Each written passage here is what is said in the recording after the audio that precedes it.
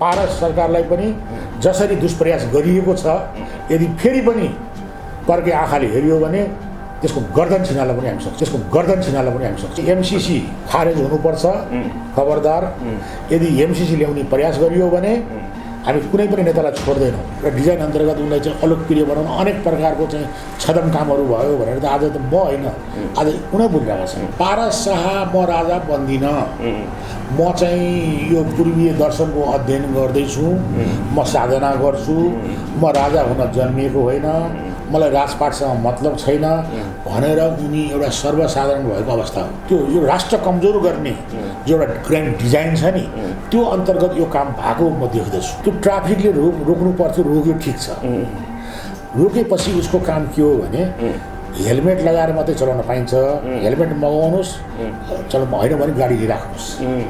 आज गणतान्त्रिक शासन व्यवस्थापछि यो मुलुक इतिहासमै सबभन्दा सङ्कटमा परेको छ, पराया शक्तिहरूको चलखेलको केन्द्र बनेको छ, नेताहरू एक सबै दलाल बिकाउको रूपमा देखा परेका छन्।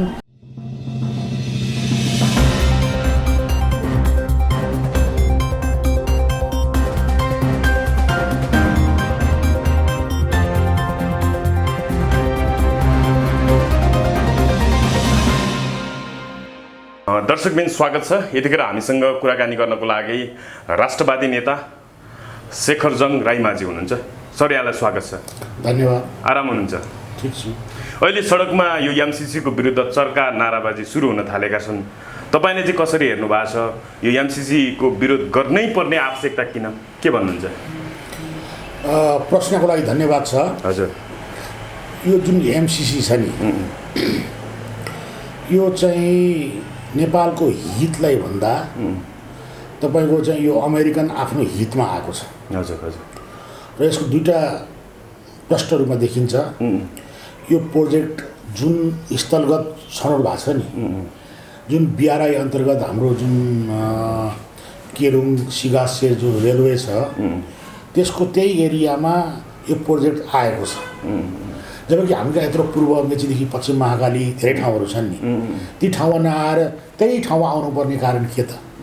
एउटा र अमेरिकन रक्षा मन्त्रालय पेन्टागनले नै भनिसकेको छ कि यो हाम्रो चाहिँ आफ्नो रणनीतिक रक्षा स्वार्थको लागि चाहिँ यो कम्प्याक्ट हो र यतिखेर उसैले स्वीकार गरिसके यो होइन, उसको डकुमेन्टेसनमा छ।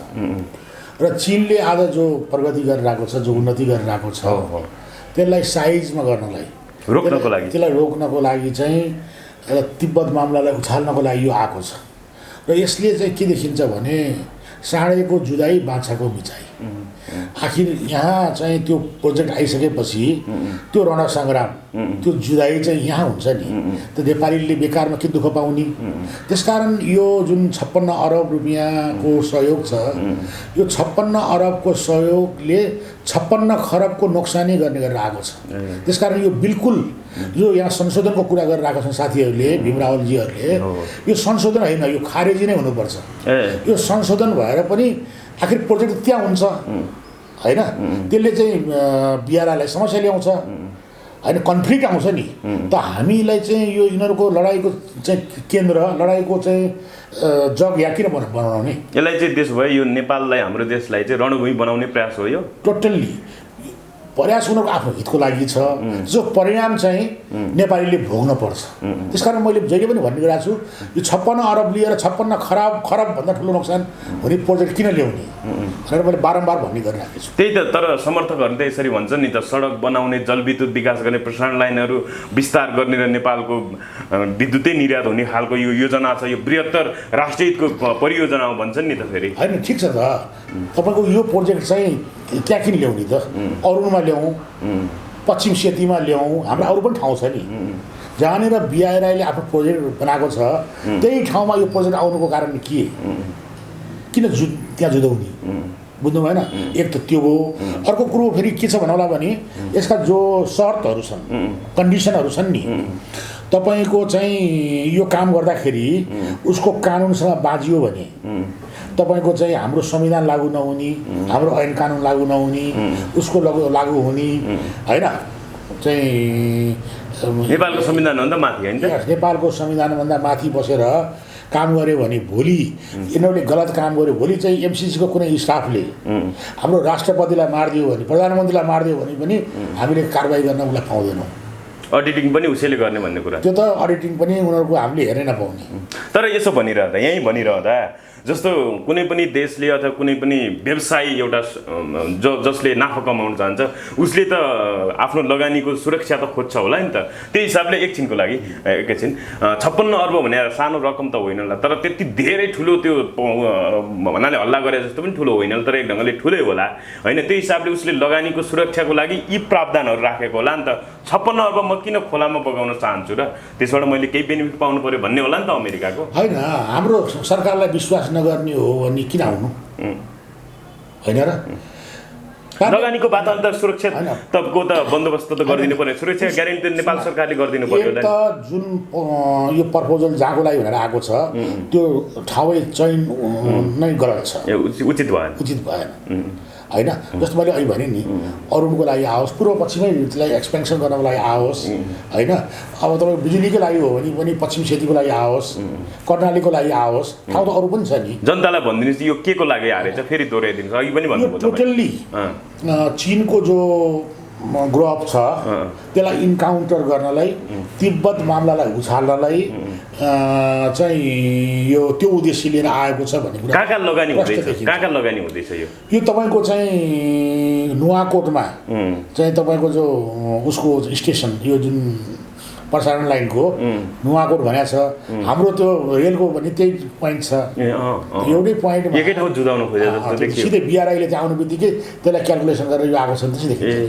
त्यस कारण यो चाहिँ सामरिक रणनीति अन्तर्गत आएको छ जुन एउटा खतरनाक उद्देश्य लिएको छ र यो मुलुकलाई यसको जति यसले चाहिँ फाइदा दिन्छ, फाइदा त के भनेर त्योभन्दा 100औं गुणा नोक्सान त प्रष्ट हुन्छ। भनेपछि हात्तीको दुईवटा दाँत हुन्छ भने जस्तै एउटा देखाउँदा नि एउटा चबाउँदा दाँत भने जस्तै यो त्यही हो। बाहिर हेर्दा विकास परियोजना समृद्ध नेपाल बनाउने जस्तो भित्रभित्र चाहिँ नेपालमाथि नै नेपालको अस्मितामाथि नि प्रहार गर्ने खालको अथवा नेपालको स्वतन्त्रता स्वाधीनतामाथि नि प्रहार गर्ने खालको परियोजना हो। एकदमै हामीले म्युचुअल कोअपरेसनको चाहिँ विरोधमा छैनौँ हामी।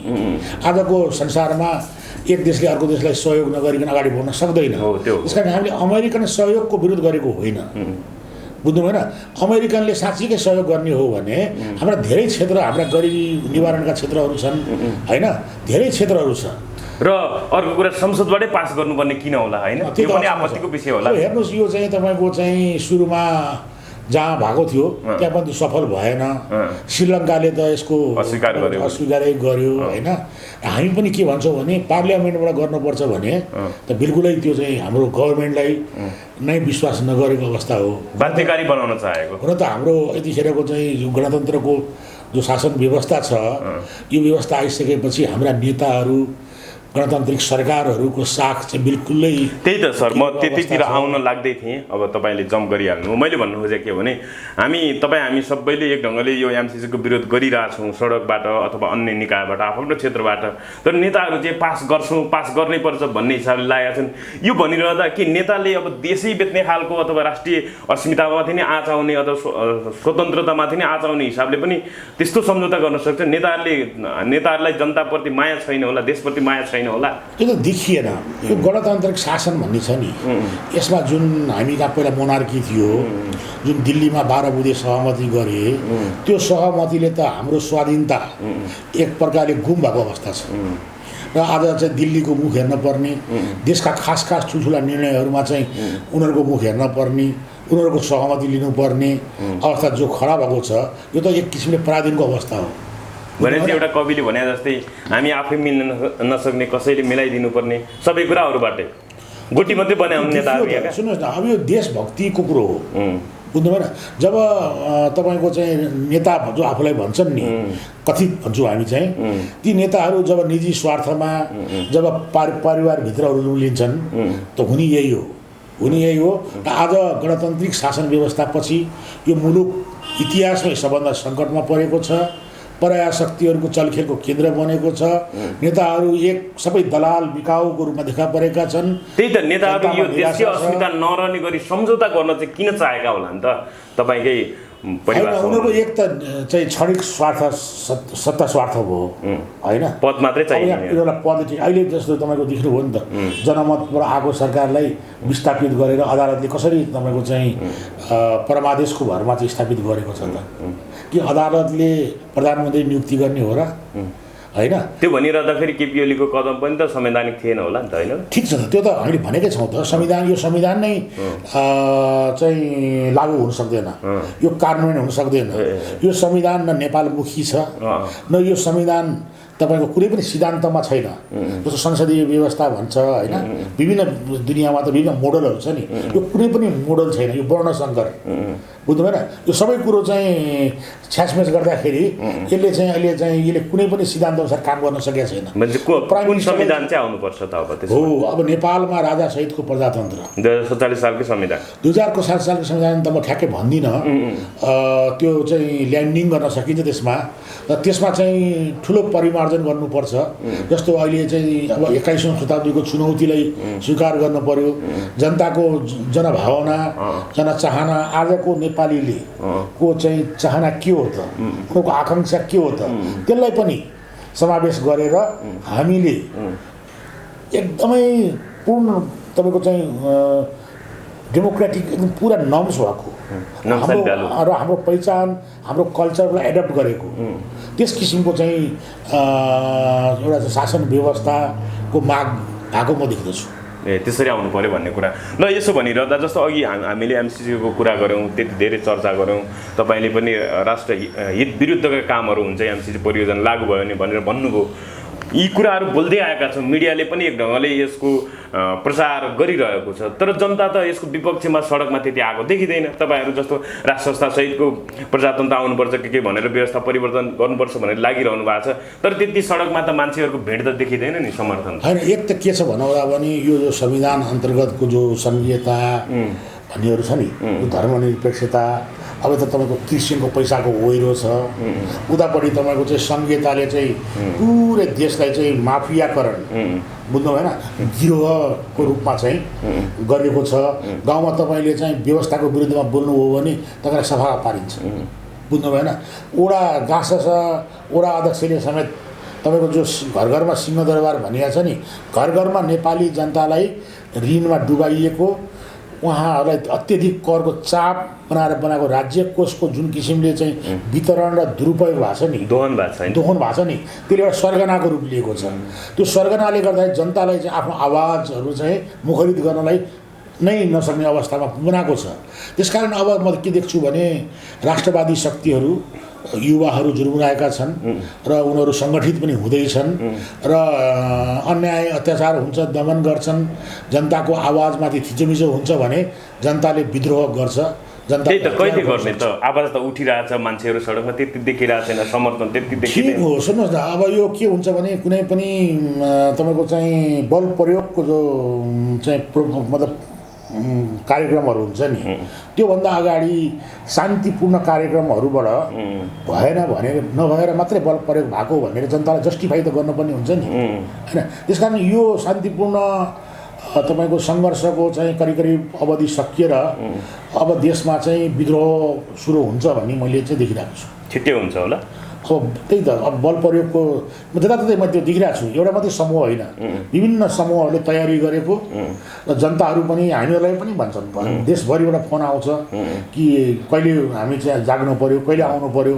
हामी घर घरबाट चाहिँ खुकुरी हुनेले खुकुरी बन्चोरो हुनेले बन्चोरो हँसिया हथौडा खुर्पी के घरमा पाइन्छ त्यो हतियार लिएर निस्किन हामी तयार छौँ किनभने देशमा धेरै ठुलो अन्याय अत्याचार र देशको अवस्था ज्यादै सङ्कटपूर्ण भयो नेपालीहरू राष्ट्र निकै कङ्गाल भयो जनताको अवस्था बेहाल छ जनता कङ्काल हुने अवस्था छ अब तपाईँको यत्रो कोरोना चाहिँ सङ्क्रमणमा चाहिँ जे जस्तो किसिमले चाहिँ राज्यको शासकहरूले चाहिँ जो अत्यधिक चाहिँ मूल्य वृद्धि गरेर औषधिमा तपाईँको टेस्टिङ मेसिनहरूमा अनि जसरी चाहिँ घपला गरे जसरी तपाईँको चाहिँ तपाईँको कोरोनाको खोपमा चाहिँ तपाईँको चाहिँ देखिहाल्नु हो होइन बडा दुर्दशा छ नि। आज भुटान जस्तो राष्ट्रबाट सहयोग लिनु परेको छ हैन। 3 लाख खोप सहयोग लियो पाइने भनेर दङ्ग परेको अवस्था छ।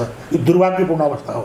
भन्नुहोस् त यसो हेर्दा बाहिर हाँसिएको पनि मन रोएको छ हो कि हैन भन्नु त। त्यही त त्यति सानो हिजो हामी चाहिँ साउथ कोरियालाई चाहिँ चामल सप्लाई गर्ने, जापानलाई सप्लाई गर्ने, सहयोग गर्ने, अमेरिकालाई हामीले सहयोग गरेको इतिहास छ, बेलायतलाई चाहिँ हामीले नगद दिएको इतिहास छ। हेर्नुहोस् त्यो मुलुक, त्यो हाम्रो पुर्खाहरूले बनाएको त्यो स्वाभिमान, त्यो गौरव आज कहाँ पुग्यो? आज भुटानसँग लिनुपर्ने दान लिनुपर्ने अवस्था आइसकेपछि कति लज्जाको विषय हो यो शासन व्यवस्था, यी शासक, यी दलहरूको अवस्था के होला त? त्यस कारण यो जनताले बुझिरहेको अवस्था हो। र यदि त्यसो भए बिस्तारै नेपाली जनताले बुझेर सडकमा आउँछन् भन्ने विश्वास छ तपाईँ? सडकमा आउँछन् र हतियारसहित आउँछन् र परिवर्तन गर्छन् यो व्यवस्थाको? निश्चित छ। परिवर्तन त नियमै हो। जब जनता कति दिन सहन्छन् र सहनीको पनि एउटा सीमा हुन्छ नि।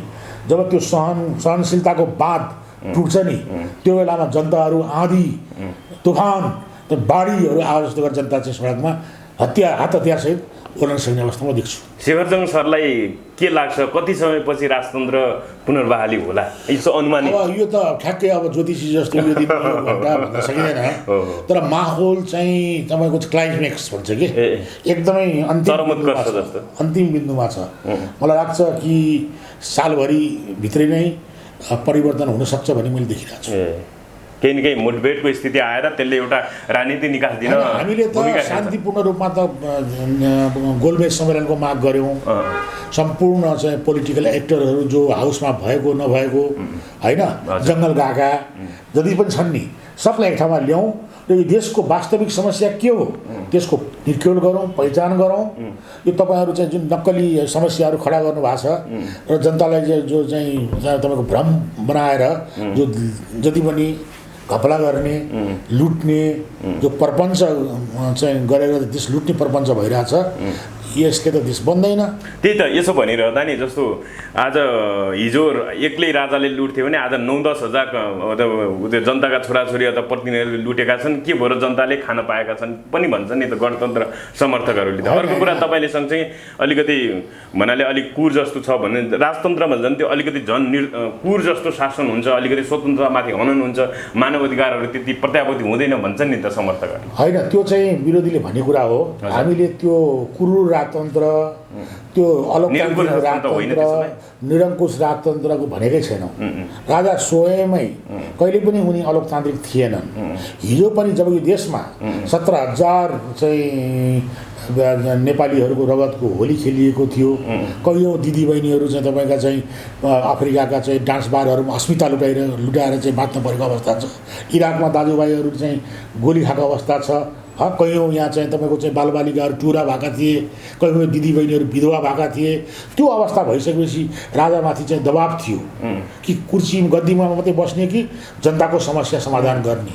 उनी जब जनताको समस्या समाधान गर्न अगाडि निस्के, तर यी बिकाउ यी विदेशीका मतियारहरू चाहिँ दिल्लीमा गएर नेपाली राजालाई कमजोर बनाएर जुन किसिमको हत्कण्डा भयो, त्यसले के भयो त? आज राजालाई कमजोर बनाउँदाखेरि, राजालाई निषेध गर्दाखेरि मुलुक कमजोर भयो। आज हामी सारा नेपालीहरू कमजोर भयौँ। हामी दिन प्रतिदिन दरिद्र हुँदै गइरहेका छौँ। विश्वको दरिद्रता मुलुकमा गनिएको छ। आज चाहिँ तपाईँको चाहिँ कोरोनाको हेर्नुहोस् त, तपाईँको चाहिँ बेरोजगारको सङ्ख्या कसरी बढेको छ, कसरी मान्छेहरू चाहिँ अकाल मृत्यु भइरहेको छ, आत्महत्या कसरी चाहिँ नेपाल इतिहासमै सबभन्दा बढेको अवस्था छ। बुझ्नुभयो? आज चाहिँ तपाईँको चाहिँ कुनै पनि नेपालीले चाहिँ आज चाहिँ दबाई गर्न, औषधि गर्न नसक्ने अवस्थामा पुगेका छन्। राज्य तपाईँको चाहिँ अट्टहास गरेर चाहिँ झलनाथ खनाललाई चाहिँ दिल्लीमा लाखौँ रुपियाँ चाहिने, ओलीलाई चाहिँ उहाँ चाहिने, यी सबै विदेशमा चाहिँ नेताहरू चाहिँ विदेशमा चाहिँ उपचार गर्ने, जो आफै सम्पन्न भएर पनि देशको ढुकुटी रिताइरहने, राज्य कोष दोहन गर्ने, जनतालाई चाहिँ तपाईँको चाहिँ अबला मतलब असहाय होइन निर्दोष बनाइरहेको जो अवस्था छ, सडकमा माग्ने अवस्था चाहिँ परिवर्तन हुनुपर्छ। र यस किसिमको भाटको जस्तो यस किसिमको अन्याय अत्याचार लुटतन्त्रको चाहिँ अन्त्य हुनुपर्छ। र त्यसको लागि नेपाली जनताको चाहिँ धैर्यको बात टुट्छ, सडकमा आउँछ।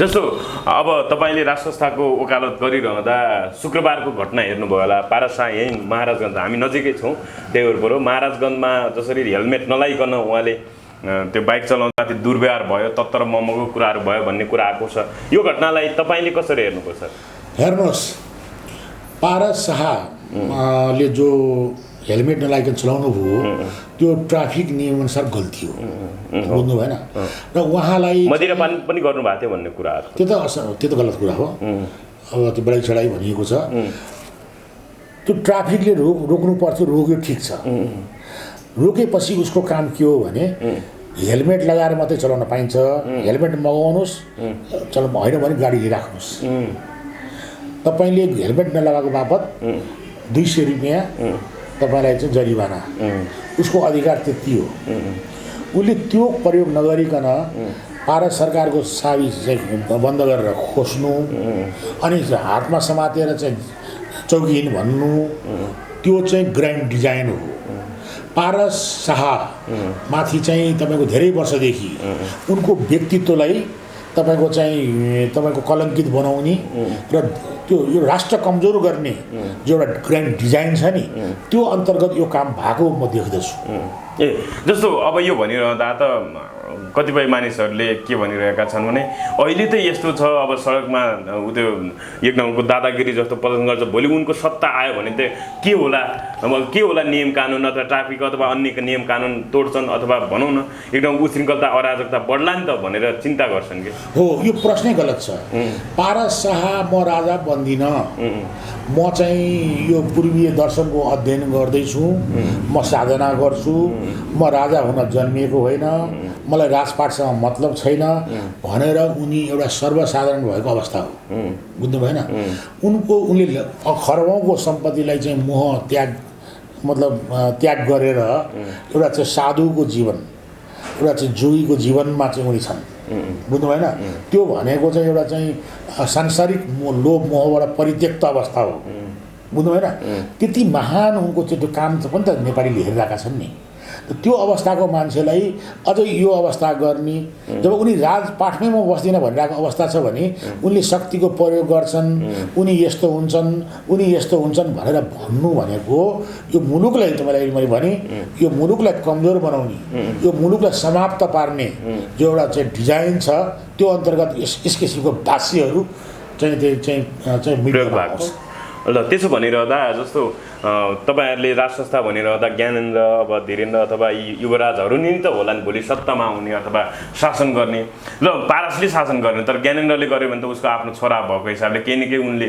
आफ्नो शक्ति त प्रदर्शन गर्ला नि त होइन शक्ति सुन्नु तपाईँ आज पनि त पारस शाह खरबौँको मालिक छन् नि त के चाहिँ गरेका छन् र एउटा मोटरसाइकल चाहिँ चढेका छन् एउटा गाडी चढेका छन् त तपाईँको चाहिँ साधु सन्तका चाहिँ सत्सङ्गमा गएका छन् होइन पूर्वीय दर्शनहरूको अध्ययन गरेका छन् उनको पहिरन हेर्नुहोस् त्यहाँभन्दा चाहिँ साधारणपन केमा हुन्छ र यही त साधारणपन भनिरहँदा 2-3 वर्ष अथवा अलि धेरै वर्ष अगाडि गायक प्रमणिक गुरुङलाई आफैले कारले हानेर मार्यो भनेर प्रचार गर्नेहरू छन् अथवा के गर्नेहरू छन् नि त होइन यो मामला सल्टिसकेका मामला हो है हजुर प्रवीण गुरुङलाई उनले चिनेका पनि थिएनन् बुझ्नु हो त्यो एउटा दुर्घटना त कसैमा पनि हुनसक्छ तपाईँ जिन्दगीभर दुर्घटना तपाईँबाट हुँदैन भने त हुँदैन नि दुर्घटना हुनसक्छ प्रवीण गुरुङको छोराछोरीलाई आज कसरी पढाइया छ उसलाई निवास दिएको छ उनीहरू त खुसी छन् अर्को श्रेष्ठ दिदीबहिनीलाई पनि बलात्कार गरेको भन्ने आरोपहरू थिए त्यो त गलत कुरा हो त्यो पनि गलत हो कुनै प्रमाणित छैन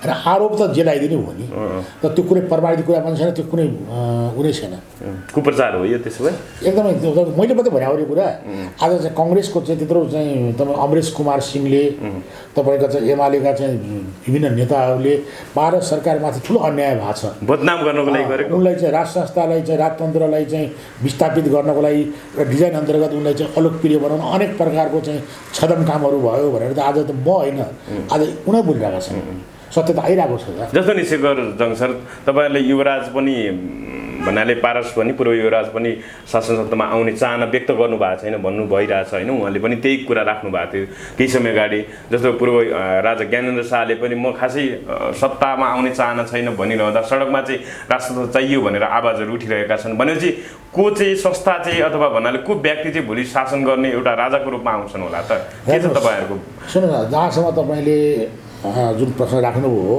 हामीले त राजा ज्ञानेन्द्रलाई पूर्व भन्दैनौँ राज संस्था यस्तो चिज हो कि यो देशको निर्माणसँग गाँसिएको हिजो हाम्रो पिता पुर्खाले बडा महाराज पृथ्वीनारायण शाहलाई कमान्डर बनाएर लडेर रगत बगाएर युद्ध जितेर बनाएको मुलुक हो। त्यसमा नेपाली राज संस्था चाहिँ नेपाल राष्ट्रसँग गाँसिएको छ।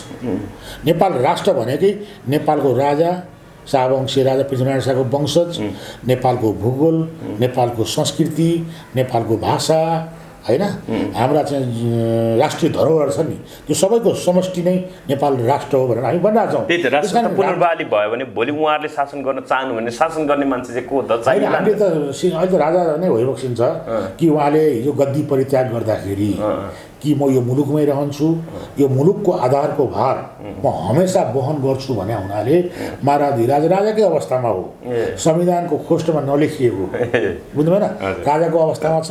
उहाँलाई एउटा के भने अब यो जुन अहिलेको जुन यो तथाकथित गणतन्त्रलाई विस्थापित गरिसकेपछि उहाँलाई हामीले फेरि पुनर्स्थापित औपचारिकता दिने मात्रै हो। राजा उहाँको चाहिँ हमेसा भइबक्सिन्छ।